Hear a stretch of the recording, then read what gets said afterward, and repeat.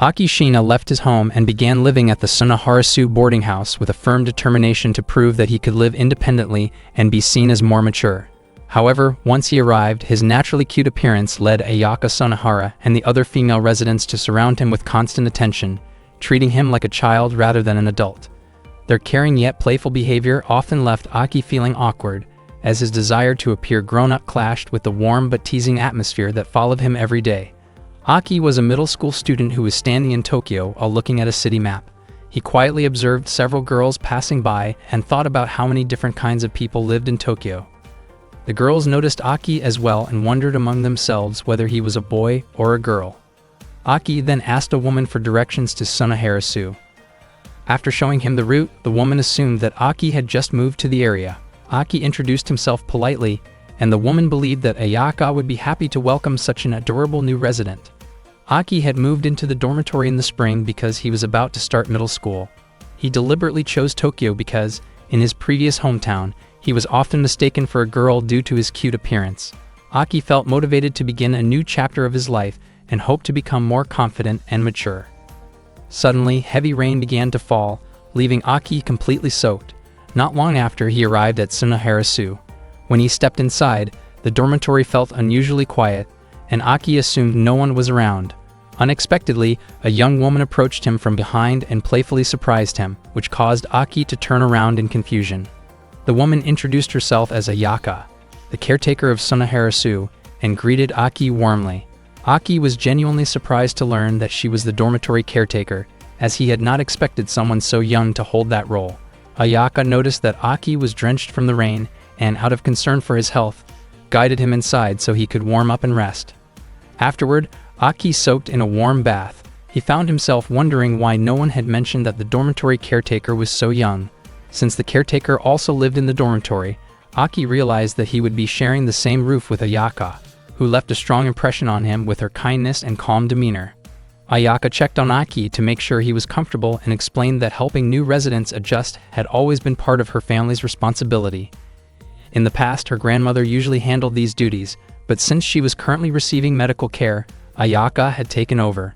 Aki felt deeply relieved and thought about how much he wanted to reassure his father in Shizuoka that he was doing well and that Tokyo truly felt like an amazing place.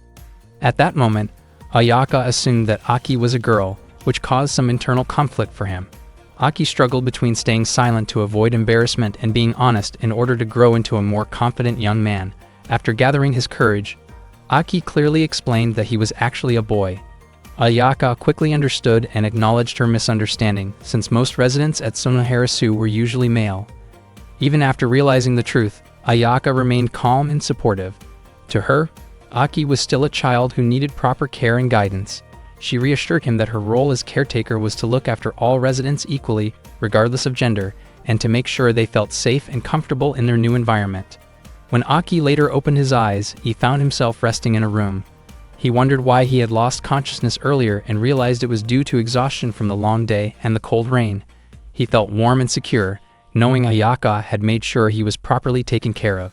Aki apologized for causing trouble, but Ayaka explained that she could not leave him in such a weakened condition and had helped him change into dry clothes so he could rest. Aki felt embarrassed at the thought of causing concern, while Ayaka admitted she had initially mistaken him for a girl because of his name and gentle appearance. She promised to continue taking good care of him as the caretaker of Sunaharasu. Aki thanked her sincerely but also expressed that he hoped she would not overexert herself for his sake. Ayaka responded with reassurance, explaining that everything she did was simply part of her responsibility. She then mentioned that she would prepare dinner and would let Aki know once it was ready. Before leaving, she gave him a comforting gesture to encourage him to relax and regain his energy, explaining that she simply wanted him to feel welcome and at home. Aki watched Ayaka while she was cooking, feeling genuinely impressed by how capable she was. She seemed able to do everything on her own while managing the dormitory by herself. Ayaka was not only kind and attractive, but she also never really saw Aki as a boy. She often treated him in a very affectionate and protective way. Aki had already asked her not to call him Aki-chan, yet Ayaka thought the nickname sounded cute. Back then, Aki's friends used to call him the same way because they often mistook him for a girl, and they even enjoyed dressing him up. Aki had hoped that moving to Tokyo would give him a completely different daily life and help him become more confident and masculine, but it seemed that his situation had not changed much. Even so, Aki encouraged himself not to give up so quickly on his very first day. When Ayaka was hanging laundry outside, Aki approached her, wanting to prove that he could be reliable. He rushed over and offered to help, but due to his clumsiness, he accidentally picked up one of Ayaka's personal clothing items, which immediately made him flustered and embarrassed. Ayaka simply smiled and said she appreciated his help, while also reminding him that she could handle the laundry herself. Feeling awkward, Aki quickly tried to refocus. Ayaka then asked him to help with the bed sheets, followed by taking care of the plants, but Aki ended up stumbling while carrying water. When they moved on to mopping the floor, Aki became overly enthusiastic and slipped again. Ayaka hurried over to make sure he was not hurt. At that moment, Aki explained that he had decided to act more confident and mature because ever since he was young, people had treated him like a girl. That was the main reason he chose to move to Tokyo, hoping to change how others saw him. Ayaka gently embraced him and suggested that he did not need to force himself to change. She apologized for not realizing how he felt earlier and promised to start calling him Aki-kun instead. However, the way she said his name still sounded just as cute as before. Aki asked her not to treat him like a child, but Ayaka disagreed, saying that to her, he was still young. She teasingly added that she might treat him more like an adult someday, though it was clearly said in a lighthearted and playful way. That same day, 3 girls living at Sunaharasu were expecting the arrival of a boy at the dormitory. They planned to act strict as his seniors. Just as Aki and Ayaka were standing close, the 3 girls suddenly appeared. They were Yuri, Yuzu, and Sumire, and all of them were surprised by what they saw. Yuzu quickly asked them to stop, lightly scolding Ayaka for teasing Aki too much. Sumire jokingly told Aki that the 3 of them had also experienced Ayaka's playful behavior before. Aki was amazed by how tall Yuri and Sumire were. Yuri assumed that Ayaka often put people in awkward situations and believed that most boys would easily be overwhelmed by her personality. Hearing this made Ayaka feel slightly uneasy as memories of past misunderstandings crossed her mind. Yuzu then encouraged Aki not to look so down and introduced herself as the student council president of Tanamachi. Suddenly, Sumire lifted Yuzu up with ease and introduced herself as the vice president. She became overly excited and lost her balance, collapsing shortly after. Yuri then introduced herself as the student council secretary. At first, Aki felt relieved because Yuri seemed calm, though she quietly drifted off into her own imagination. Aki introduced himself to everyone, and Yuzu said that she and her friends, as his seniors, would look out for him. Ayaka quickly objected, saying that taking care of Aki was her responsibility as the dorm manager. Aki then noticed something unusual on top of Yuzu's head and curiously wondered about it. Yuzu became shy and asked him not to ask about something so embarrassing. She laughed and spun around playfully. Sumire explained that Yuzu was a sweet person, and the accessory on her head symbolized her growth and confidence. She also mentioned that Yuzu often felt insecure about herself, which was why Sumire tried to support her as much as possible. Aki wondered how Sumire knew so much, but Sumire simply told him not to ask too many questions. She then guided Yuzu to head back inside. From Aki's perspective, their height difference made them look almost like a parent and child. Yuri commented that Sumire and Yuzu looked good together and explained that the 3 of them had always been close since childhood. She added that Sumire could be a bit hopeless at times, which was why their relationship never seemed to move forward. Yuri believed that things would change that year and asked Aki to help in any way he could. Ayaka then told the 3 girls to go take a bath while she prepared their favorite meal. Yuzu happily invited Yuri and Sumire to go with her, which immediately overwhelmed Sumire once again. After the 3 of them left, Ayaka jokingly suggested continuing what they had been talking about earlier, which startled Aki. It turned out she was only teasing him, and she quickly headed to the kitchen to cook. Later, Aki went to his room and lay down on his bed, still unable to fully process everything that had happened that day. One morning, Ayaka woke Aki up while he was still sleeping deeply. She reminded him that it was the day of the new student entrance ceremony. Because Aki did not wake up right away, Ayaka tried harder to get his attention, which startled him and made him open his eyes immediately. Not long after that, Yuzu came into Aki's room after hearing the noise coming from inside. She scolded both of them for causing such a commotion early in the morning. Ever since Aki moved into Sunaharasu, similar noisy mornings had become a regular occurrence. They quickly got ready because it was an important day. Yuri, Yuzu, and Sumire left earlier since they were members of the student council and had responsibilities to handle at school. Before leaving, Yuzu reminded Ayaka and Aki to behave properly and focus on their day. Aki realized that Yuzu and the others took their student council duties very seriously. After they were alone again, Ayaka stayed close to Aki because it had been a while since they had time together. Aki had recently decided to move to Tokyo, and because of that, he did not have any friends yet and did not know anyone. He felt anxious about being left out or treated poorly at school. Ayaka reassured him by staying by his side and showing her support.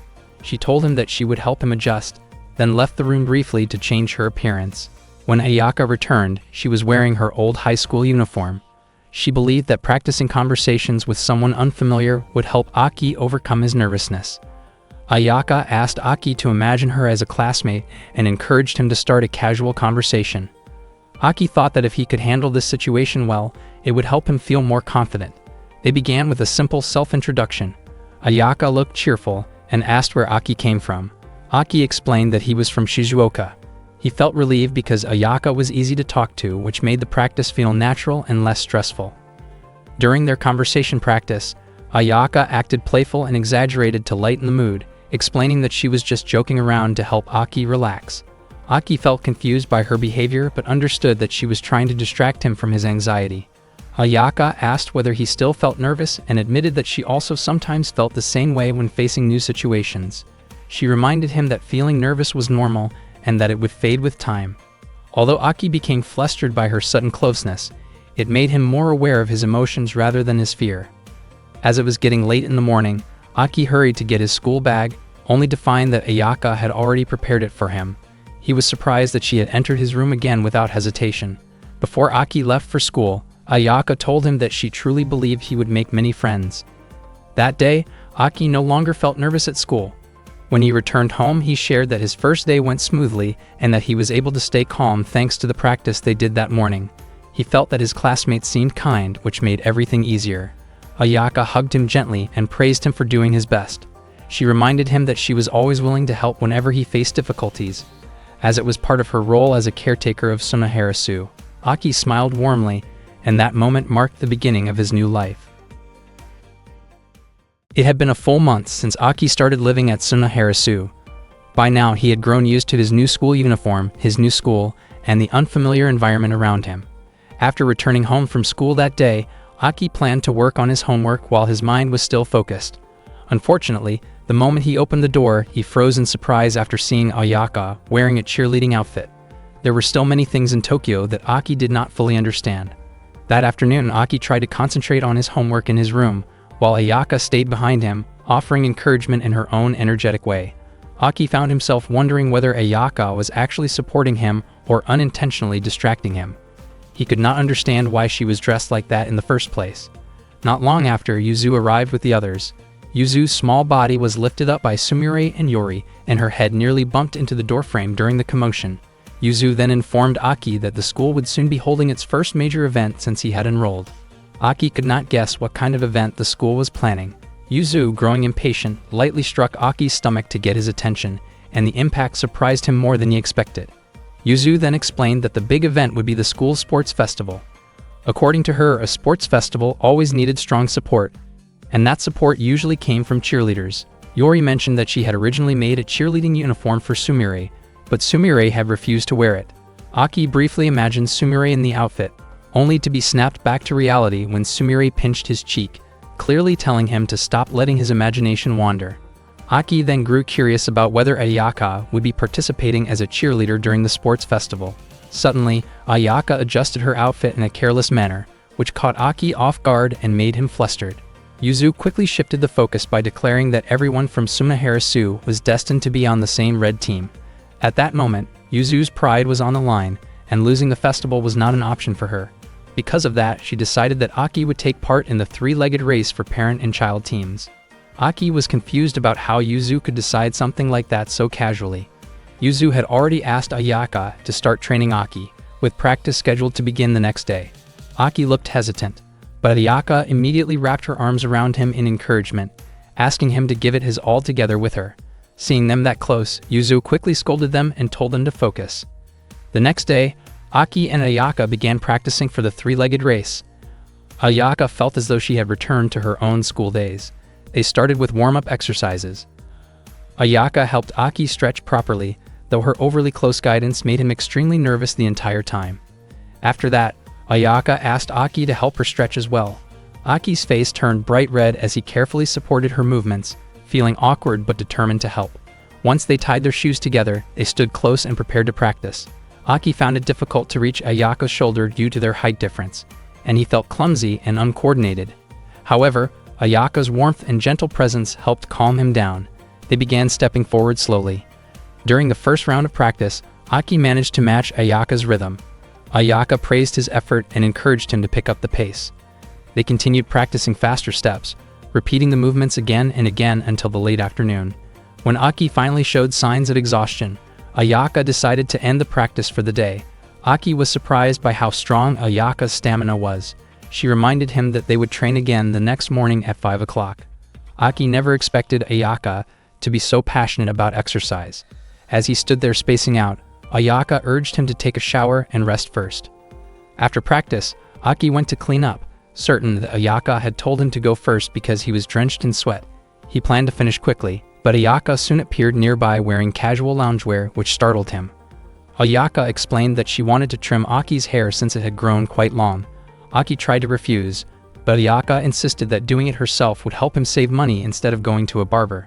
Aki's hairstyle had barely changed since his grade school days, which made Ayaka curious about whether he had started caring about how he looked to others. Aki admitted that he was fine with whatever style Ayaka recommended since he knew nothing about hairstyles. Because he trusted her, Ayaka promised she would do her best. She carefully began cutting his hair, asking whether the day's training had been exhausting. Aki admitted that it had been tough, especially since he was still adjusting to matching her pace. Ayaka reassured him that she would continue supporting him and encouraged him to keep pushing himself for the sports festival. The steady rhythm of the haircut made Aki so relaxed that he eventually drifted off to sleep. After Ayaka finished, she gently woke him up. Aki was genuinely happy with the result, and Ayaka felt relieved that her effort had paid off. She neatly adjusted the front of his hair and commented on how cute it looked, even though Aki secretly hoped to be praised as someone cool and dependable. After that, Ayaka washed Aki's hair with shampoo to help relieve the itchiness. Aki truly enjoyed the gentle head massage Ayaka gave him, realizing that it felt far more comfortable than washing his hair by himself. Ayaka played around by shaping the foam into different patterns on Aki's hair. Once she finished washing it, Aki returned to soaking in the bathtub. However, Ayaka did not leave the bathroom, and instead joined him in the tub as well, which naturally caught Aki completely off guard. Ayaka casually explained that bathing together could help them build teamwork for the upcoming race, believing that if they could synchronize their breathing, their running would become faster. Without hesitation, Ayaka stepped into the tub, causing Aki to react in embarrassment and panic. After they finished bathing, Aki lay down on his bed, thinking about how he would likely stay close to Ayaka until the sports festival arrived. Every day, Aki and Ayaka continued their training so they could better match their movements during the competition.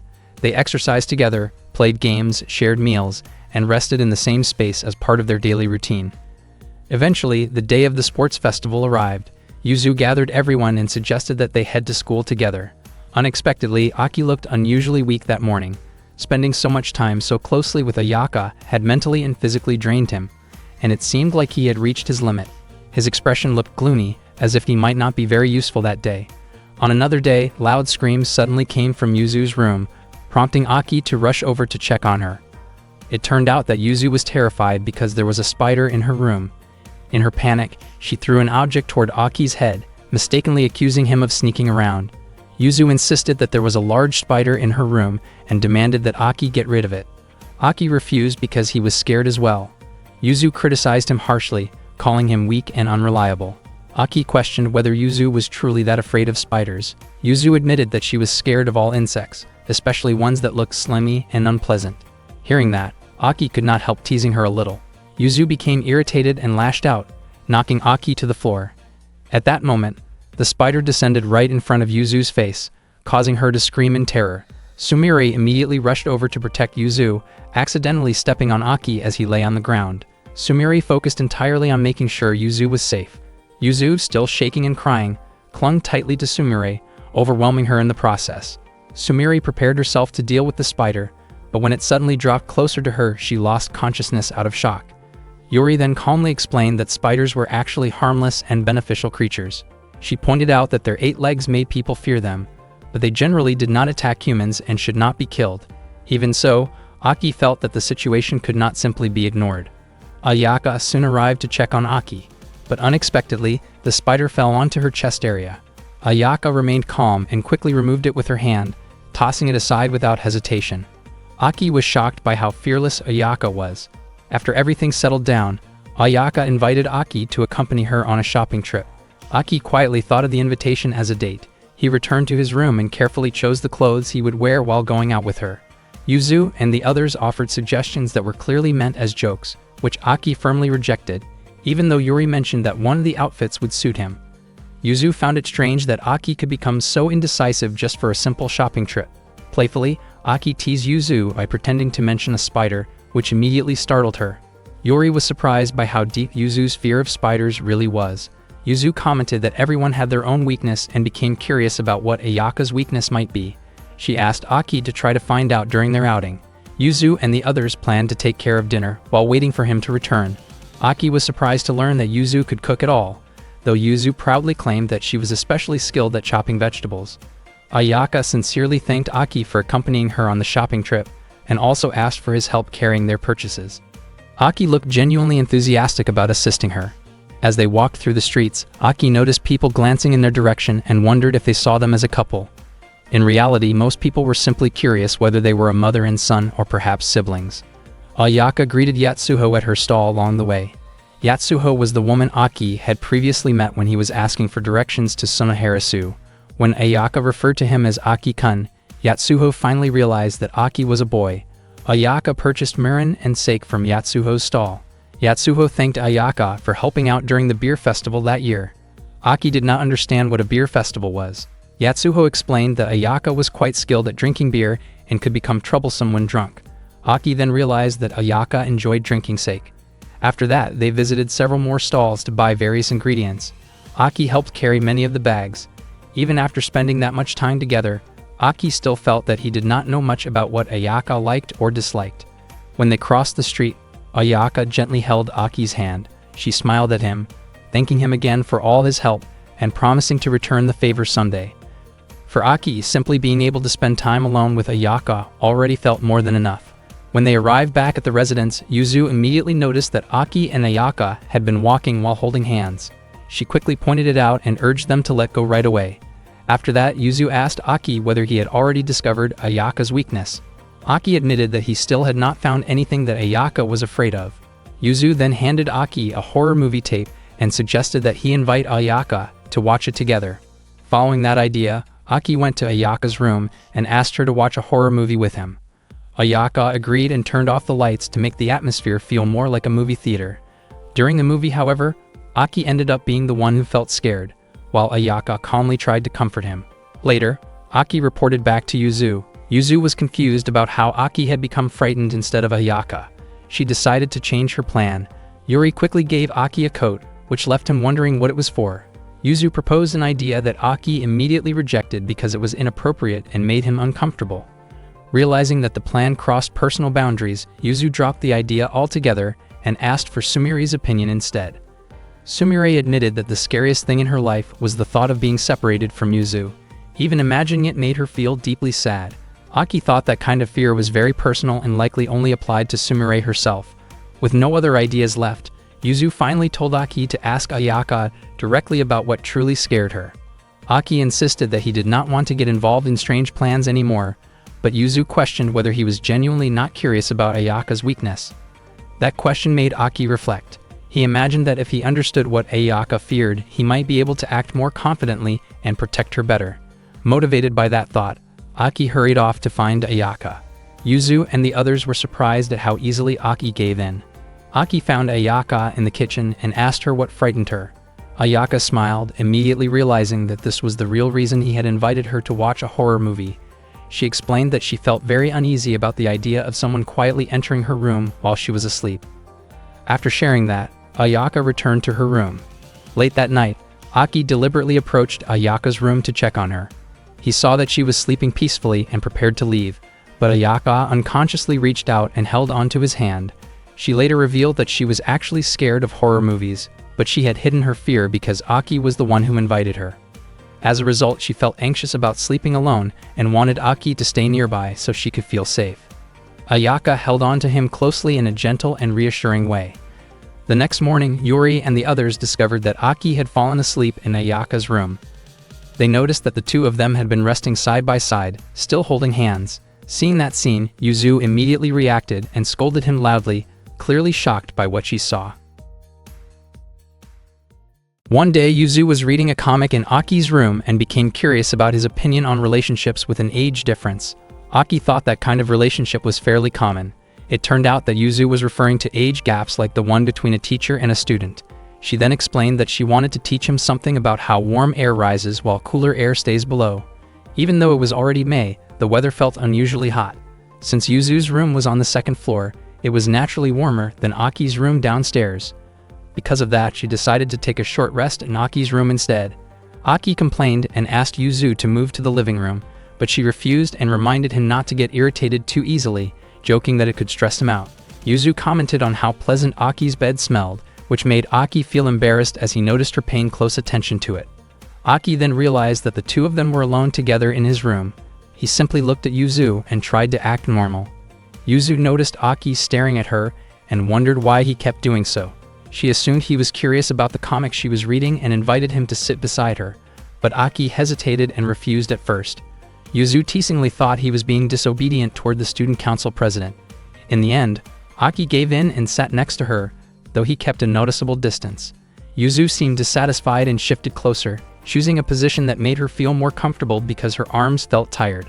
Aki felt that Yuzu was being a bit over the top and found himself unable to move freely, so he focused on reading the comic instead. As he looked at the pages, Aki realized that Yuzu liked romantic comics. He thought that comics from that era often contained very dramatic scenes. Yuzu was surprised by how intense one particular page was. She appeared nervous and suddenly became aware that she had never really thought of Aki as a guy before. She also realized that her behavior might have seemed overly familiar. When Aki was about to turn the page, Yuzu abruptly stood up and made it clear that she did not want him to misunderstand her intentions.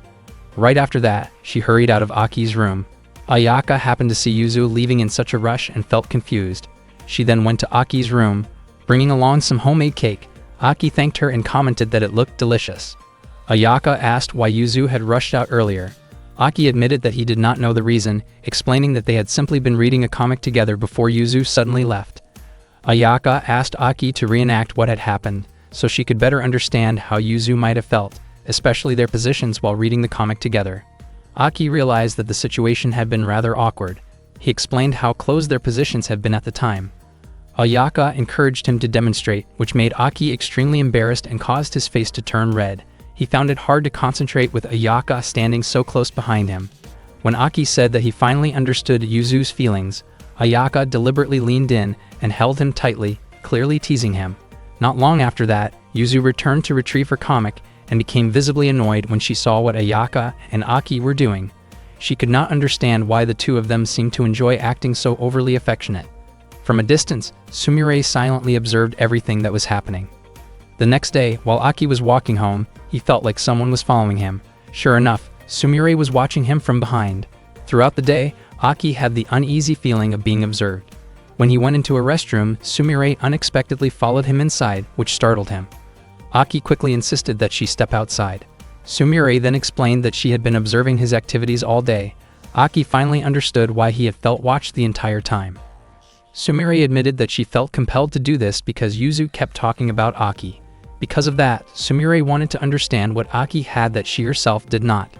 She tried to get closer to him in an intrusive way, but Aki firmly stopped her and protected his personal boundaries. He suggested that Sumire should ask Yuzu directly instead of investigating him. Sumire replied that Yuzu was always busy and implied that Aki should be more aware of the situation.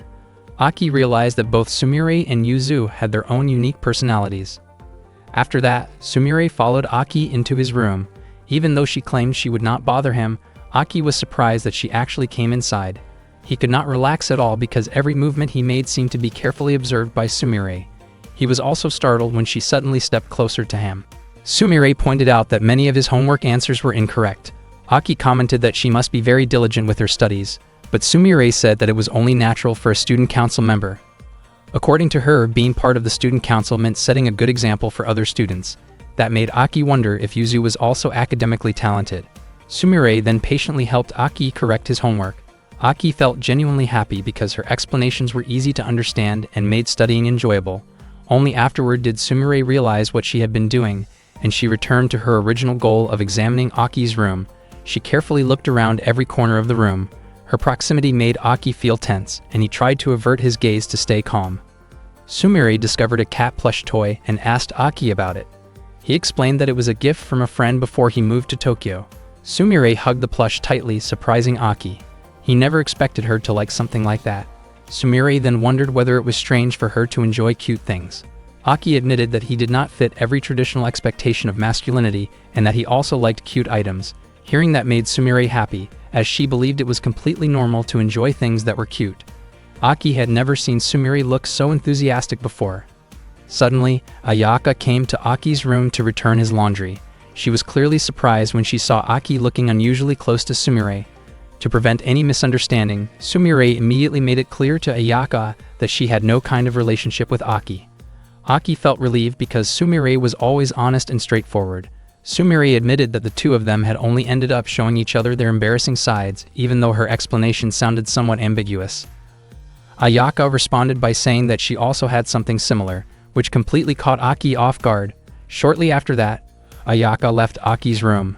Sumire seemed to understand why Yuzu was fond of Aki, so she took a closer look at him to confirm her thoughts. She then apologized for causing trouble and said her goodbyes.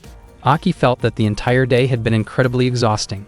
Before leaving, Sumire reminded him to place any inappropriate magazines on a high shelf, so Yuzu would not be able to reach them.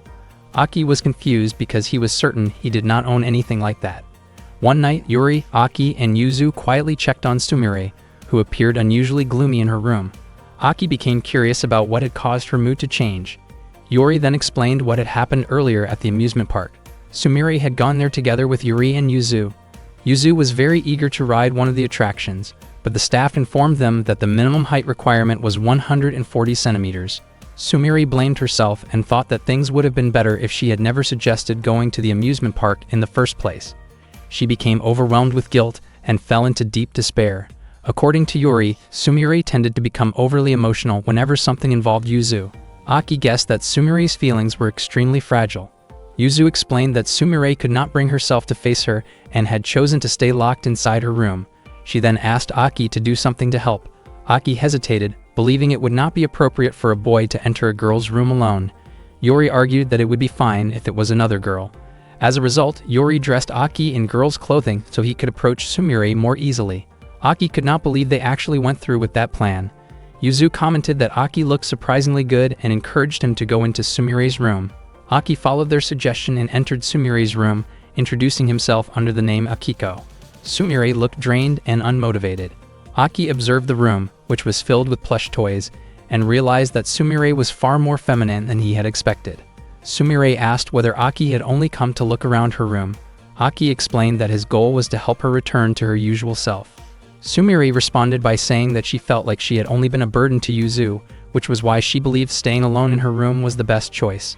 Aki offered his support, but Sumire instead asked him to help her prepare her pajamas because she lacked the energy to do it herself. Aki felt extremely embarrassed but chose to help in a careful and respectful way. After assisting her, Sumire asked him to retrieve her pajamas from the closet. Aki complied, even though he felt uncomfortable being in that situation. He was surprised by how cute the pajamas were. Once everything was settled, the atmosphere became calmer.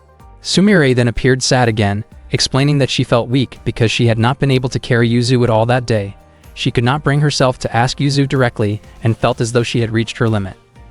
At that moment, Aki said that he was willing to take her place and help however he could. Sumire agreed, and after she lifted Aki onto her shoulders, her energy quickly returned. In an instant her mood improved, and she apologized for making everyone worry. Aki asked to be put down, feeling extremely embarrassed. Sumire then apologized to Yuzu for causing trouble. Yuzu felt relieved to see Sumire back to her usual self and said that this was how she should be.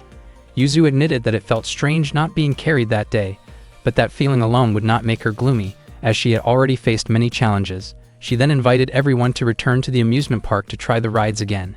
Even after trying to increase her height in a creative way, the staff still would not allow her on the attraction.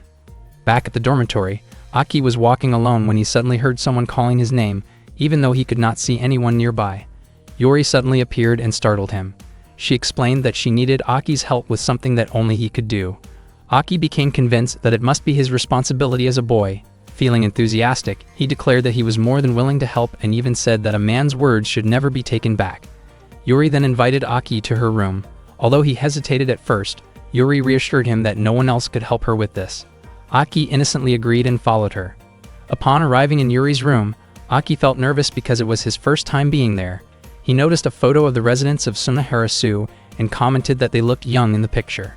Yuri quickly reminded him that it was impolite to talk about a woman's age. Aki assumed that she would ask him to do some physical work or help deal with insects, but instead, Yuri asked him to try on a maid outfit. Aki was stunned and realized that Yuri seemed to enjoy seeing him wear girls' clothing. Yuri explained that she enjoyed making clothes and wanted to check the sizing. Yuzu was too small, while Sumire and Ayaka were too tall, leaving Aki as the only one whose size fit properly. Aki hesitated because it was women's clothing, but Yuri insisted that the outfit was cute and reminded him that he had already promised to help her. Aki wondered why Yuri did not try it on herself, but she continued to press him to keep his word. Aki went along with the request and asked Yuri to turn around while he changed clothes.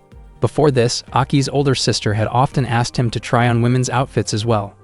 From Aki's point of view, the clothes did not seem like they would fit him properly, since Yuri's body type was obviously different from his. However, to his surprise, the outfit fit Aki perfectly. It turned out that Yuri had made it specifically to match his measurements. It was not just the maid outfit that Aki was asked to try on. There were many other outfits displayed in the room that Yuri wanted him to wear as well. With little room to argue, Aki could only go along with everything. Yuri also asked Aki to strike some cute poses because she wanted to take photos of him. His poses and expressions turned out better than expected, and Yuri was very pleased with the results. She felt satisfied with her choices. For the final outfit, Yuri brought out a simple swim outfit she had prepared for a playful photo concept. Aki was caught completely off guard and immediately refused, feeling uncomfortable with the idea of wearing something like that. At that moment, Ayaka heard the noise coming from Yuri's room and asked what was going on inside. Aki panicked because he did not want Ayaka to see how he looked. Acting on impulse, Aki pulled Yuri into the closet and asked her to stay quiet. Ayaka then entered Yuri's room but did not find anyone inside. After Ayaka left the room, Aki finally felt relieved. Yuri then wondered what Aki thought about the situation they had just been in. Aki suddenly realized how close they had been in the cramped space and quickly jumped out of the closet. Later, Aki lay down in his own room, still thinking about the strange and flustering experience from earlier. Meanwhile, Yuri had intentionally taken photos of Aki because she planned to display them together with pictures of the other dorm residents. One day, Yuzu was chatting with Ayaka and Aki at the dining table, and the conversation turned to the topic of June brides. Ayaka shared the common belief that couples who get married in June are said to enjoy lifelong happiness. She also mentioned that becoming a June bride is often considered a dream for many women. Hearing that, Aki began to wonder whether Ayaka herself might be thinking about marriage. His imagination started running wild, and he became so distracted that he accidentally spilled his juice, soaking Yuzu's magazine. Realizing what he had done, Aki sincerely apologized for his carelessness. Trying to change the subject, Aki asked whether women really thought about becoming June brides all the time. Yuzu explained that she felt she was still too young to seriously think about marriage, so it was not something she cared much about yet. Aki found her answer surprising, especially since Yuzu's expression suggested that she actually had more on her mind than she was letting on. Yuzu noticed Aki's curiosity and admitted that she had imagined herself becoming a devoted wife who supports her husband and builds a warm home together with him. Aki started imagining a peaceful domestic life, but his thoughts became a bit too obvious from his expression. Annoyed by that look, Yuzu immediately tossed some food at him to snap him back to reality. Not long after, Sumire and Yuri joined them, having been drawn in by the conversation about marriage. Yuri shared that she liked the idea of being deeply involved in her future husband's life and supporting each other completely as a team. She seemed genuinely happy imagining herself as a dependable partner. Sumire, on the other hand, admitted that she had never seriously thought about marriage.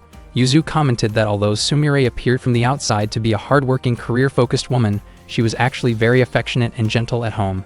Sumire quickly denied that image, insisting that she would never act as sweet or clingy as Yuzu described. Yuri then grew curious about Ayaka's view on marriage, and Yuzu felt the same. Ayaka explained that she believed the best kind of relationship was one where both partners helped and supported each other equally. However, she also felt that her current daily life was already fulfilling, so marriage was not something she was actively thinking about yet. Yuzu and the others were deeply moved by Ayaka's calm and mature perspective. After that, everyone became curious about Aki's thoughts on marriage and whether there was anyone he might want to marry someday. The question caught Aki completely off guard, and Yuzu quickly told him that he did not need to answer something so sudden and personal. Later, while resting in his room, Aki kept thinking about Ayaka's words regarding mutual support in a relationship. He wondered if there was anything he could do right now to be more helpful to her. In his imagination, he pictured a future where he could support Ayaka in small, meaningful ways as they went through daily life together. Motivated by those thoughts, Aki picked up a magazine and looked for tips on how to help others more effectively. Around that time, Ayaka was getting ready to cook, and Aki suddenly showed up and asked her to teach him how to cook. Ayaka was surprised by the request, but Aki explained that he had simply felt like learning something new. Ayaka smiled and asked him to help prepare the ingredients. She showed Aki how to properly handle chicken and how to chop onions safely. They continued by making a potato salad, and Ayaka asked Aki to pour in the mayonnaise. There was only a small amount left, so she demonstrated how she usually made sure none of it went to waste. Once the meal was ready, Yuzu was thrilled to see fried chicken served at the table. Ayaka mentioned that Aki had helped her cook, which surprised Sumire. Sumire jokingly commented that Aki was acting like a very dependable future partner. Hearing that made Yuzu visibly annoyed, and she admitted that she felt frustrated about being outdone by Aki in terms of domestic skills. Aki, however, looked confused since he had actually been trying to appear more reliable rather than gentle. Yuri casually added that cooking was often considered a shared responsibility in a household. After dinner, Aki headed back to his room, and Yuzu followed shortly after. Aki asked what Yuzu wanted to talk about. Yuzu hesitantly brought up her worries about personal appearance and self-confidence, wondering whether people tended to prefer certain looks over others. The topic surprised Aki, and he asked why she was so concerned about it. Yuzu insisted on hearing his honest opinion. Feeling awkward but sincere, Aki told her that he thought she looked great just the way she was. Instead of feeling reassured, Yuzu became embarrassed and lightly kicked him in frustration. She admitted that, compared to Sumire and Yuri, she often felt insecure about herself. Aki realized that her worries were similar to his own insecurities. He suggested that she might feel better talking with Sumire or Yuri about it. Yuzu immediately rejected the idea, saying that it would be too embarrassing, especially since Sumire clearly liked Yuzu just the way she was. Yuzu felt more comfortable talking about these concerns with Aki instead, and they went to her room. Aki was surprised to discover that Yuzu had her own personal computer. She also wore blue light-blocking glasses, which made her look more studious than usual. Yuzu asked Aki to help her look up information online, explaining that she was too embarrassed to search for it herself. Aki hesitated but eventually helped her browse articles related to self-care and confidence. As he read through various tips, Yuzu eagerly tried some of the harmless advice, but when the information started becoming inappropriate, Yuzu immediately stopped him and scolded him for showing her something unsuitable. Despite the awkwardness, the moment ended with both of them realizing how important it was to respect boundaries while supporting each other in their own ways. After that, Aki went to the laundry room. He thought it might be better to ask Ayaka about something that had been on his mind. Ayaka noticed that Aki had been looking at her for a while, and she gently pulled him closer, making him realize that staring at someone without a clear reason was not polite. Aki reflected on how Ayaka's calm and warm presence seemed to represent her kindness. He began to wonder whether a person's outward appearance could somehow reflect the size of their heart and their compassion. Aki felt as if he had stumbled upon a strange insight about life and decided that he wanted to share this thought with Yuzu. Aki hurried to Yuzu's room, but unfortunately, Yuzu was in the middle of her personal self-care routine and was completely caught off guard by his sudden arrival. She became extremely embarrassed and reacted by pushing him away and forcing him out of the room. Aki tried to explain his idea, thinking that Ayaka's gentle nature was what made her so admirable, and that Yuzu could also grow more confident by being open-hearted. Instead of calming the situation, this only made Yuzu even more upset, and she chased Aki out of her room. Later, Yuzu met Ayaka, who was cleaning the dormitory. Ayaka showed Yuzu an old swimsuit from when she was younger. Seeing it made Yuzu think that there was still hope for her to grow and change in her own way. She became very excited by this thought, and it was fortunate that Ayaka did not mention that the swimsuit was from her grade school days. That afternoon, Ayaka surprised Aki by suddenly appearing at his window. She invited him to help fix a leaking roof. Ayaka apologized for disturbing Aki while he was studying, but Aki was more than willing to help her. They climbed up to the roof using a ladder, and it was the first time Aki had ever seen the view from up there. He almost slipped, but Ayaka quickly caught him. Aki could not tell whether his racing heart was caused by being so close to Ayaka or by the height itself. They covered the roof with a tarp. The building was old, and Ayaka explained that her grandmother wanted to protect the memories inside it, which was why it had never been rebuilt. Ayaka respected that wish deeply. Their work finished sooner than expected, and Ayaka thanked Aki, saying that she could not have done it without him. Suddenly, they realized that the ladder they had used had fallen over. Aki was certain that someone must have knocked it down by accident. At that time, Yuzu and the others had not returned yet, and Aki did not have his phone with him. Aki suggested that the roof was not too high and that he might be able to climb down carefully, but Ayaka refused to let him do something so risky. She offered to go instead, but Aki stopped her, knowing it would be dangerous.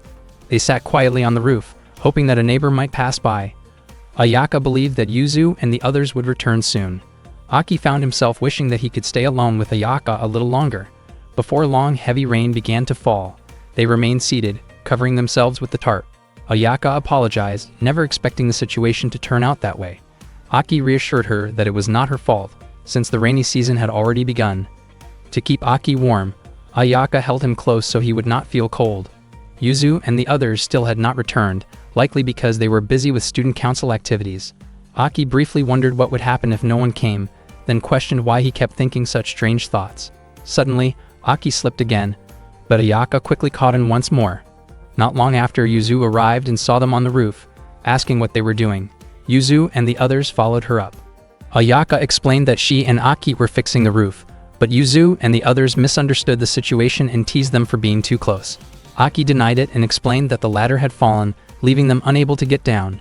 Yuzu commented on how careless that was, but moments later, the ladder she was using also fell over. On another day, heavy rain poured down after school. Aki headed straight for the bathroom, but Yuzu rushed ahead of him.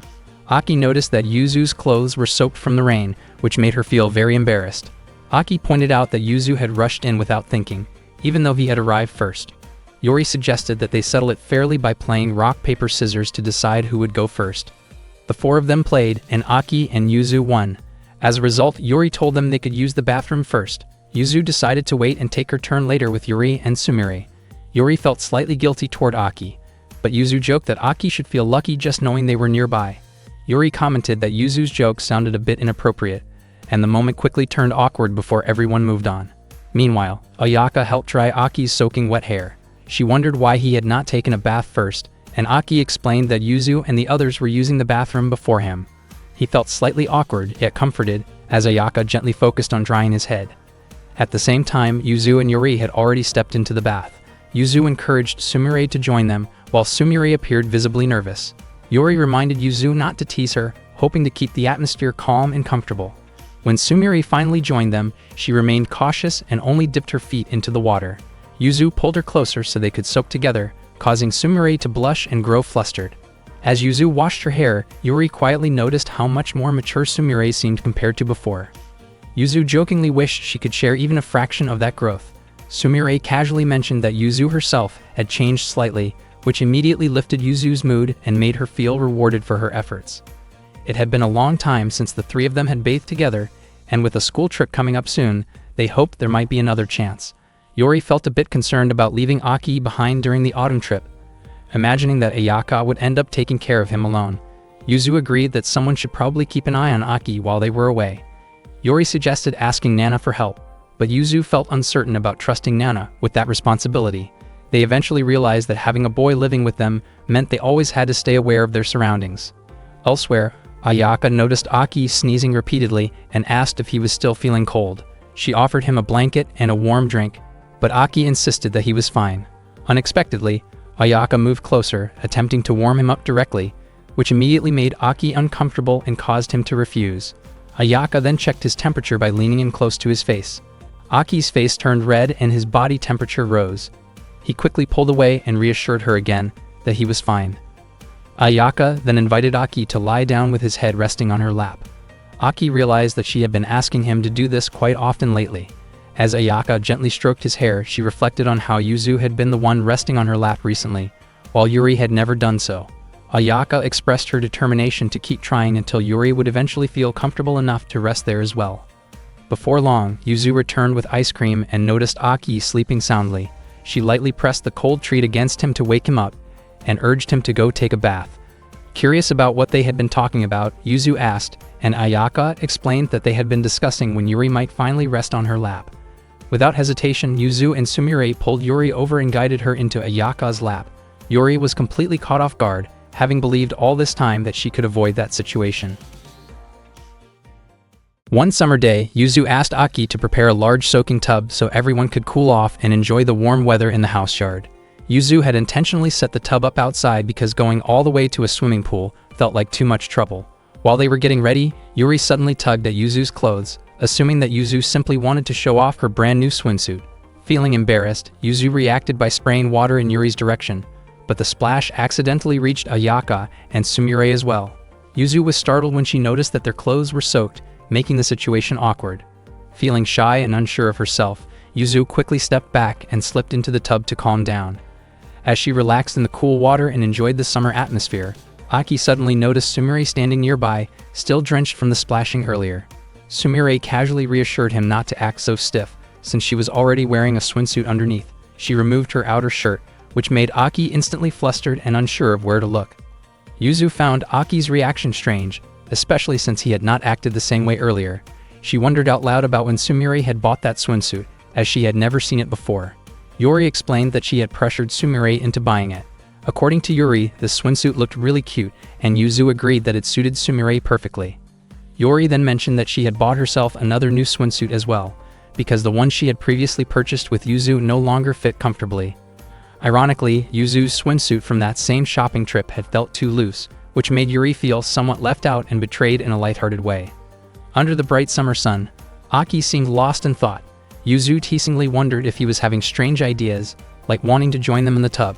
Yuri firmly reminded everyone that boys were not allowed in the tub.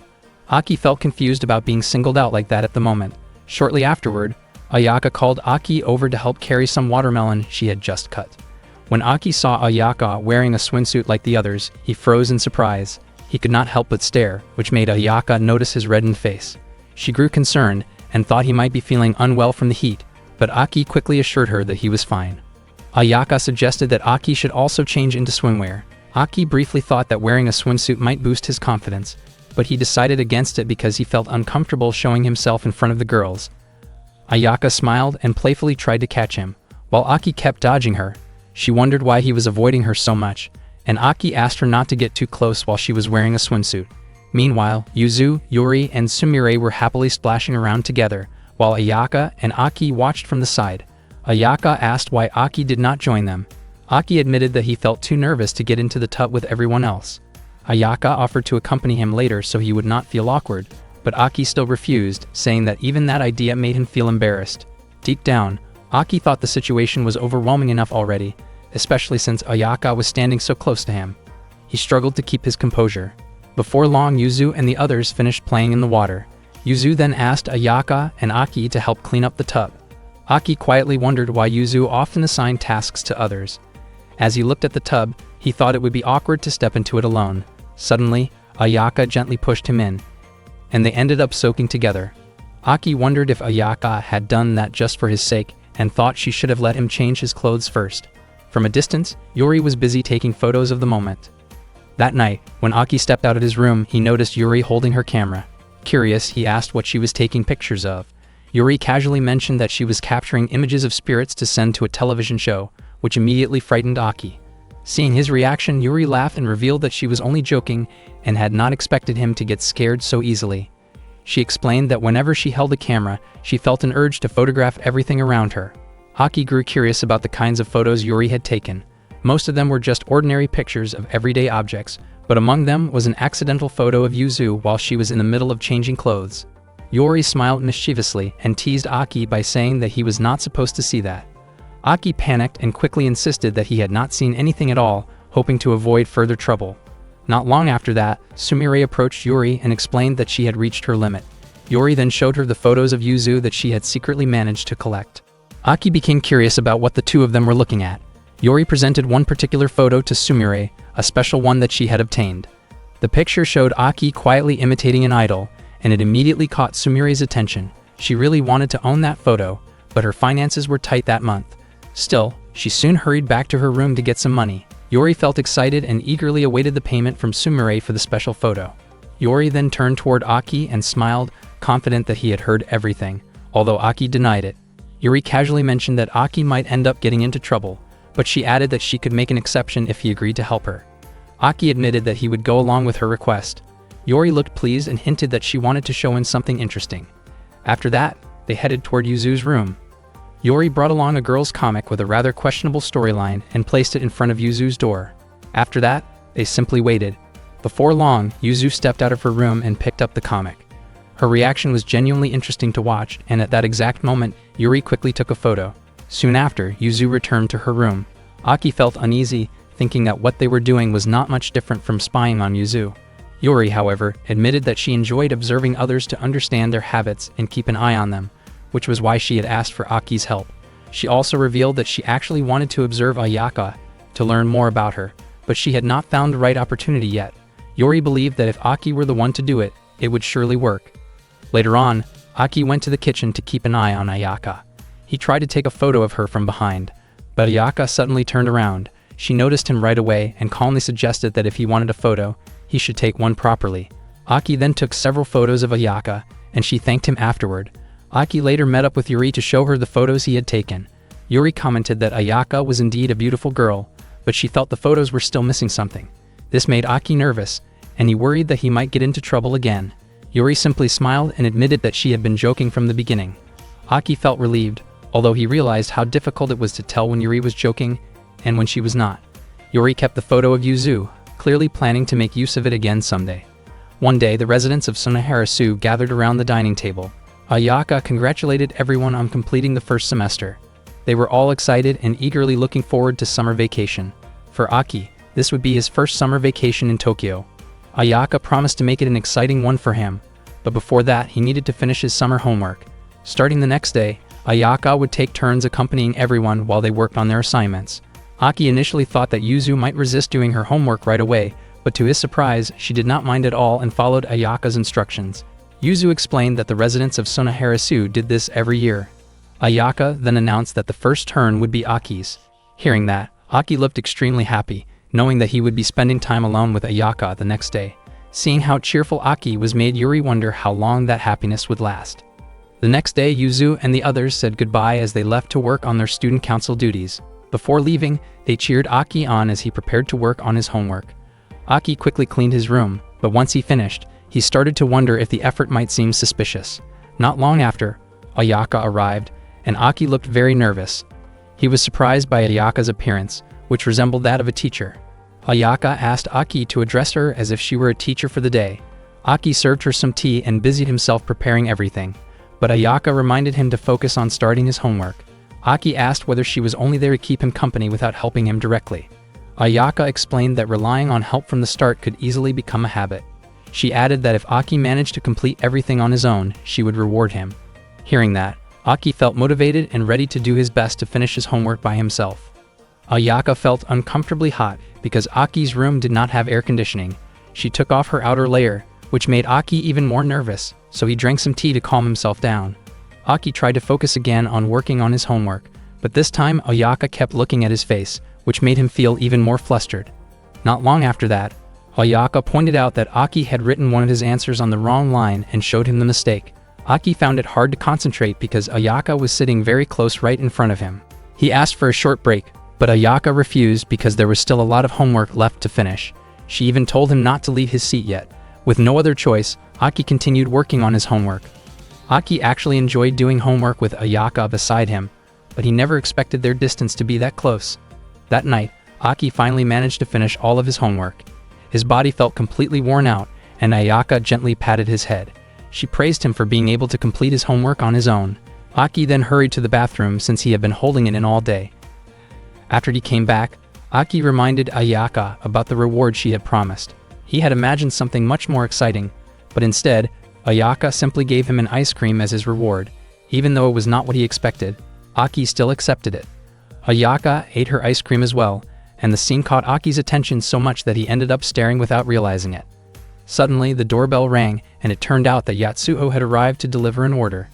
Yatsuho looked surprised by Ayaka's appearance.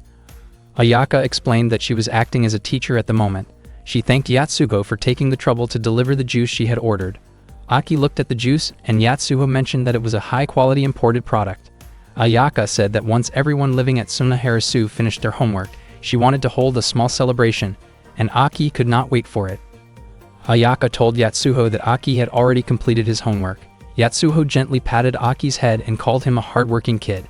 She then gave Ayaka a bottle of drink as a summer gift. Aki and Ayaka brought the juice to the dining table. Ayaka mentioned that her younger sister really loved imported drinks like that. Aki asked what Ayaka's younger sister was like. Ayaka explained that her sister was a high school student, a kind girl who had been raised by their grandmother.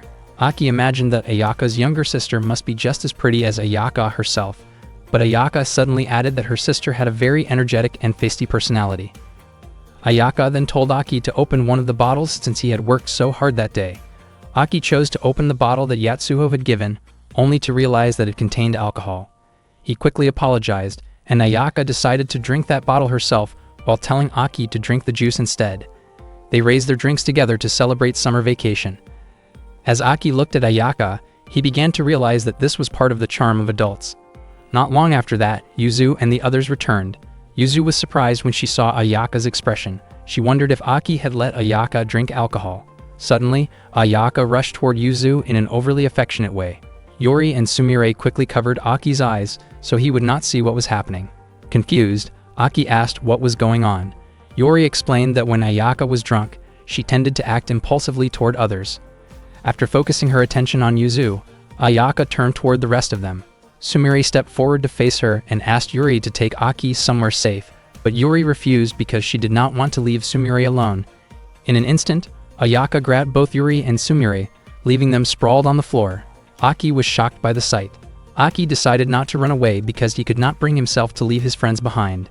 He resolved to deal with Ayaka on his own. Ayaka suddenly cornered him against the wall. Aki thought that Ayaka should only act that way towards someone she truly liked.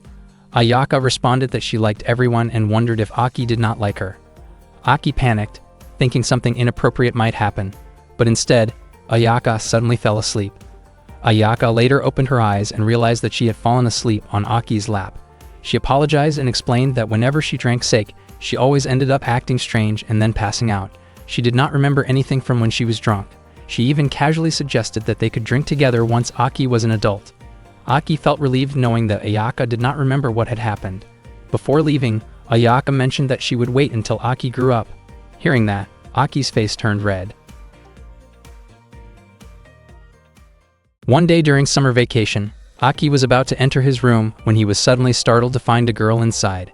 She appeared to be changing clothes, which caught him completely off guard. Feeling deeply embarrassed, Aki immediately closed the door and stepped back.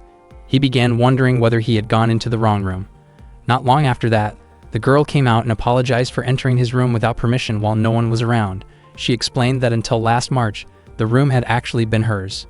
The girl then went back inside and became excited when she noticed several middle school first-year textbooks. She seemed very nostalgic and said she truly missed her middle school days. Aki did not expect her to be that enthusiastic. She also commented that the room felt very warm because there was no air conditioning, which explained why she had been trying to cool off. Aki reacted awkwardly, and she found his reaction amusing. She introduced herself as Nana. Nana initially assumed that Aki was a girl because his name sounded feminine. Aki firmly insisted that he was a boy, which led to an awkward and uncomfortable misunderstanding. Nana teasingly mentioned that Aki was often treated that way by Ayaka, which left him flustered. Soon after, Yuzu came to the room to scold Aki for causing a disturbance. When Yuzu saw Nana inside, she instinctively tried to close the door again. Nana, however, greeted Yuzu warmly and acted very familiar with her. When Nana tried to show something to Yuzu, Yuzu quickly guided Aki out of the room to avoid further awkwardness. Outside, Aki asked whether Yuzu knew Nana. Yuzu explained that Nana was a former student council president. Aki wondered whether the student council presidents at Tanamachi were chosen based on academic rankings, but Yuzu clarified that Nana was known for her strong personality and competitiveness. Shortly afterward, Nana asked them to come back inside. She wanted to show Yuzu her old high school uniform, which she had kept as a memory. Yuzu made sure Aki did not stare and reminded Nana to behave properly around him. Nana jokingly suspected that Yuzu and Aki had a special relationship, but Yuzu denied it and stated that, As the head of the Sunaharasu dormitory, she would not allow Nana to act recklessly. Nana took that as a challenge and confidently claimed that she would not lose to someone younger like Yuzu. Instead of anything physical, they ended up competing by answering questions from various school subjects, including math, science, and history. Yuzu complained that Nana was being unfair by including high school level material. Nana won the academic challenge and jokingly claimed victory, which led to a noisy argument between the two over the result. Their commotion caught Ayaka's attention, and she immediately came to check on them. Ayaka was surprised to see Nana there and wondered why Nana had not told her in advance so she could have picked her up at the station. Nana explained that she did not want to bother her busy older sister. It was then that Aki realized Nana was actually Ayaka's younger sister. That evening, Nana had dinner together with the residents of Sunaharasu. She clearly loved Ayaka's cooking and even asked for seconds. Yori asked how long Nana planned to stay at the dormitory. Nana said she intended to spend the entire summer vacation there. She was especially excited about spending time with Yuzu and Sumire during the break. Yuzu reminded Nana not to disrupt the moral balance of the dormitory. Nana claimed that she had no intention of doing so and suggested that everyone simply enjoy summer by going to the pool and attending the summer festival together. Aki thought that Nana and Ayaka felt completely different from each other. He found it hard to understand why Ayaka described Nana as someone who loved to fight. Ayaka, in turn, was surprised that Aki saw them as so different. From Aki's perspective, Nana seemed energetic and cheerful. Ayaka smiled at that description and said that Nana was actually a kind and well-behaved girl. Not long after dinner, Nana invited Ayaka to relax together and casually suggested that everyone wind down after a long day. Aki was once again caught off guard by Nana's openness, which only added to his confusion. The next morning, Aki woke up in shock after realizing that Nana was sleeping beside him. Startled by the situation, he quickly jumped out of bed. His sudden reaction caused Nana to wake up as well, and she looked genuinely confused about why Aki was there. After a brief moment of confusion, Nana realized that she had mistakenly slept in Aki's room again, something she had done out of habit. She immediately felt embarrassed and apologized, explaining that she had simply forgotten because she was so used to resting there. Aki stared at Nana with a puzzled expression. Nana suddenly became aware that Aki was seeing her before she had gotten ready for the day, which made her feel flustered. She quickly left the room, only to return a short while later after fixing her hair and getting dressed neatly. Once she came back, Nana casually invited Aki to play video games together. She climbed onto the bed to grab something and revealed a hidden storage space that Aki had never noticed before. Nana explained that the space was useful for hiding personal items. Aki clearly stated that he did not keep anything like that. Nana admitted that she usually hid her games there because Oyaka limited her gaming time to 1 hour a day. Aki was surprised to learn that Nana enjoyed video games so much. Nana jokingly wondered if it was because she appeared calm and elegant, but Aki honestly thought she looked more like someone who enjoyed being active outdoors. Nana then asked whether Aki liked video games, and he admitted that he had never played them before. Hearing that, Nana said that it meant this would be Aki's first gaming experience with her. Nana guided Aki patiently as he tried playing for the first time. Although he struggled and kept losing, she encouraged him to focus and stay calm. Ironically, Aki found it difficult to concentrate because Nana was constantly hovering close by to help him. Eventually, with her guidance, Aki managed to complete the game successfully. Nana looked pleased with his progress, but Aki suddenly felt exhausted and lost consciousness for a brief moment. When he opened his eyes, Aki realized that he was resting comfortably, and it reminded him that both Nana and Ayaka shared the same habit of making sure he was safe whenever he fainted. Nana laughed lightly about what had happened, and then suggested trying another game. Aki wondered why Nana was so eager to keep playing, and Nana explained that she rarely had friends who shared her interest in gaming, since most of them preferred talking about clothes or relationships instead. They moved on to a fighting game, where Nana easily defeated Aki again and again. No matter how confident Aki felt before each round, he simply could not win against her. Before long, Ayaka came to Aki's room to let them know that breakfast was ready. She reminded Nana to keep her gaming time within the 1 hour limit. Out of nowhere, Nana mentioned that she would love to take Aki to visit her home someday, which completely caught him off guard. Ayaka immediately stepped in, explaining that she was responsible for taking care of Aki, and gently refused the idea. Later that day, Aki was relaxing in the yard when he suddenly had a strange dream. In it, Nana and Ayaka appeared in summery outfits and asked him for help with outdoor preparations. The moment felt overwhelming, and Aki quickly woke up, realizing it had all been a dream. To his surprise, Nana had once again fallen asleep on his bed, leaving Aki both confused and speechless. That day, the residents of Sakurasu went to the swimming pool following Nana's suggestion. Yuzu and the others were extremely excited and could not wait to try the water slides. Not long after that, Ayaka approached Aki after changing into her swimsuit. She invited him to practice swimming together, but then realized she had forgotten to apply sunscreen and briefly went back inside. Meanwhile, Yuzu was relaxing in the pool, enjoying the water, while Yuri was busy taking photos of the surroundings. Before long, two girls came over to Aki and greeted him in a very friendly manner. Aki became nervous and explained that he was waiting for someone, but the two girls continued teasing him in a playful way. Nana soon arrived and asked what was going on around Aki. It turned out that the two girls were Nana's friends, Maiko and Maya. Nana was genuinely surprised to find her friends there, especially seeing them joking around with Aki. Maiko and Maya introduced themselves to him and explained that they were Nana's school friends. They also mentioned that they tended to be curious about people younger than them. Maiko wondered if Aki was the same boy they had seen before and admitted that she had not expected him to be a boy. She gave him a friendly hug and commented that he had a very cute appearance. They then asked whether Aki was Nana's boyfriend, which left Aki completely stunned by the misunderstanding. Nana responded by saying that Aki was someone very important to her, almost like someone she looked after personally. Aki had no idea how to properly clear up the situation. Not long after that, Ayaka returned and approached Aki again. Nana introduced Ayaka to Maiko and Maya, and Ayaka responded warmly, thanking them for keeping Nana company. Maiko and Maya admitted that Ayaka's mature and composed appearance left a strong impression on them. Suddenly, Nana quietly asked Ayaka if she could spend the entire day with Aki, explaining that she had already told her friends that Aki was under her care. Ayaka refused, since she had already promised to teach Aki how to swim that day. Nana then suggested turning the situation into a swimming competition, where the winner would get to spend the day with Aki. Ayaka was confused by how things had escalated so quickly, but Nana promised she would not bother Aki if Ayaka won the race. Eventually, Ayaka accepted the swimming challenge. Nana was confident that she would not lose, while Aki could only wonder why he had suddenly become the prize in a competition between the two of them. At the same time, Yuzu was having fun on the water slide, while Yuri and Sumire waited at the edge of the pool. Yuri quickly took photos of Yuzu as she slid down. Yuzu wondered why the two of them did not join her in the pool, especially since the water felt so refreshing.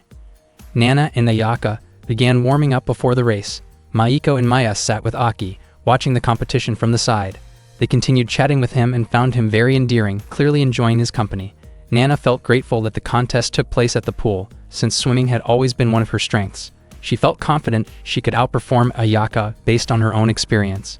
When the race was about to start, Ayaka did not dive in immediately, which made Nana think that Ayaka might already be giving up. However, once the race began, Ayaka moved smoothly through the water using a backstroke. Maya commented that Ayaka seemed to have chosen that style deliberately because it allowed her to swim comfortably and steadily. Maiko asked whether body balance affected buoyancy, and Maya casually replied that everyone experienced the water differently. Their conversation soon drifted away from the race as they continued talking with Aki. Nana and Ayaka kept swimming until they reached the edge of the pool. Nana was briefly surprised but managed to catch up. They arrived at almost the same time. Nana asked Maiko and Maya who had reached the edge first, but the two were too busy chatting with Aki to pay attention. Nana refused to accept a draw and insisted on repeating the race. No matter how many times they tried, the result was always the same, with both of them reaching the edge together. Maiko and Maya eventually lost interest in the competition altogether and focused solely on their conversation with Aki. The repeated races continued until the afternoon began to fade. Eventually, Maiko and Maya decided to leave, having grown bored. Not long after that, Yuzu came over to tell everyone that it was time to head home. She was confused by what Nana and Ayaka were still doing in the pool. Nana was clearly exhausted and admitted she could not continue anymore. Ayaka calmly stated that this meant she was the winner. Nana could not understand how Ayaka still had so much stamina left. Ayaka then approached Aki again and suggested continuing their swimming practice, but Aki pointed out that the pool was about to close. At that point, Yuri and the others were already waiting for them outside. A disturbing scene appeared in the movie that Yuzu and Aki were watching together. Yuzu reacted in fear and tightly closed her eyes.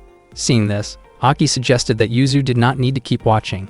For Yuzu, summer had always been closely associated with horror movies. Every time a scary scene began, she would panic and scream. Aki thought that only little kids would get scared by movies like that. Yuzu, however, believed that mocking ghosts could bring bad luck or a curse. Suddenly, Nana showed up and startled them, causing Aki to panic instead.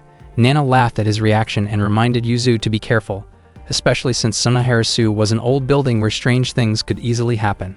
When Nana noticed how frightened Aki looked, she laughed again and admitted that she had only been joking. She casually mentioned that she could keep Aki company so he would feel less scared, but Aki immediately refused the idea. Later that night, Aki was reading a book in his room when he suddenly heard a strange noise that startled him. He wondered if the sound was coming from the room next door. When the noise happened again, his fear grew stronger. Aki stepped out into the hallway to investigate, where several lights flickered, creating an unsettling atmosphere. He quickly knocked on Ayaka's door and discovered that Yuzu was also inside the room. Aki explained to Ayaka and Yuzu that he had been hearing strange sounds from the neighboring room. Ayaka told him that the room next to Aki's was an unused storage room. Hearing that information made both Aki and Yuzu visibly uneasy. Ayaka added that the storage room could only be accessed through an old door in the courtyard, and her grandmother had once referred to it as a sealed storage space. This explanation caused Aki and Yuzu to panic even more. Aki then asked why Yuzu was in Ayaka's room. Ayaka gently held Yuzu and explained that Yuzu wanted to stay with her that night.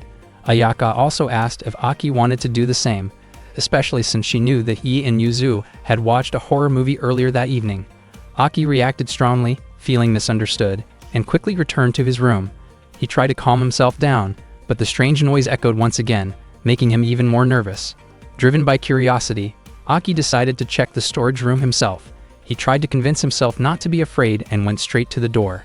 When he pulled the handle, the door opened easily, even though it was supposed to be sealed. Inside, the storage room was surprisingly clean and well lit. The noise continued, and it turned out that Nana was inside, exercising by herself. Nana asked why Aki was there, while Aki questioned why she was using the storage room and why the noise could be heard all the way to his bedroom. Nana found it strange that Aki looked relieved rather than upset. She assumed that he had been scared and had mistaken the noise for something supernatural. Aki asked about the equipment Nana was using, and she explained that it was called a treadmill. Nana mentioned that she exercised regularly to stay fit and even invited Aki to join her for a late-night workout, but he declined. The room was filled with various exercise equipment. Nana explained that her living space was too small, so she had been using the abandoned storage room to store her belongings. She asked Aki to keep it a secret, believing that Ayaka would scold her for wasting money. Unexpectedly, Ayaka appeared, having come to the storage room after hearing Aki's concerns. Ayaka then realized how many unnecessary items Nana had purchased. As a consequence, Ayaka decided that starting the next day, she would add extra vegetables like paprika and shiitake mushrooms to Nana's meals. Nana desperately begged for any other kind of punishment, as long as it was not that one. At that moment, Aki realized that the most frightening thing at Sunaharasu was not ghosts, but Ayaka herself. Because of the situation, Ayaka instructed Nana to tidy up all of her belongings. Rather than letting the items go to waste, Nana decided to entrust some of them to Yuzu and Aki. Aki was willing to bring 1 or 2 items back to his room. Yuzu, however, felt reluctant since most of the equipment was large and took up too much space. Nana playfully turned on the treadmill, causing Yuzu to start running on it and eventually lose her balance and fall. Annoyed, Yuzu refused to take the machine to her room and even kicked it, only to hurt her foot in the process. Nana reminded her to take good care of the equipment, especially since it was very expensive. Yuzu wondered why Nana did not keep it in her own room instead.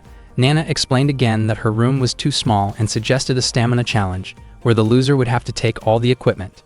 Yuzu found the idea unnecessary, but Nana continued teasing her by calling her weak and lacking confidence. Yuzu insisted that she was no longer as fragile as she used to be. The endurance challenge was about to begin, with Sumire, Yuri, and Aki acting as the judges. Sumire showed her support for Yuzu, while Aki grew curious about whether Yuzu was actually good at sports. According to Yuri, Yuzu's physical education scores were fairly decent, but going up against Nana still seemed like a tough match. The first round used an ab roller. Aki felt flustered as he watched Nana, exercising with strong confidence, while Nana asked the judges to pay close attention. Yuzu struggled a lot with the equipment, and in the end, Nana won the first round. The loss left Yuzu feeling frustrated. The next round involved a balance ball. Nana maintained her posture smoothly on top of the ball, once again making Aki feel awkward as he tried to stay focused on his role as a judge. Meanwhile, Yuzu lost her balance almost immediately after sitting on the ball and fell off. Nana won the second round as well. She felt pleased with herself, but she also noticed that Sumire seemed unwell from getting too excited while watching Yuzu exercise. Sumire mentioned that Yuzu looked especially cute to her. Nana became increasingly confident, convinced that she would be the one to win the entire competition. Yuzu then challenged Nana to a pull-up contest. At first, Yuzu managed to hold on steadily. Aki observed that Yuzu's lighter body gave her an advantage. Over time, Nana grew exhausted, lost her grip, and dropped down, allowing Yuzu to win that round. Yuzu felt proud to finally show her true strength. Not long after, Ayaka arrived and reminded everyone to keep the noise down. Nana explained that they were deciding where to place a treadmill. Ayaka pointed out that placing it in their room could damage the floor and suggested keeping it in the storage room instead. The group felt disappointed after putting so much effort into the endurance challenge. Later that afternoon, Aki helped Ayaka with her chores.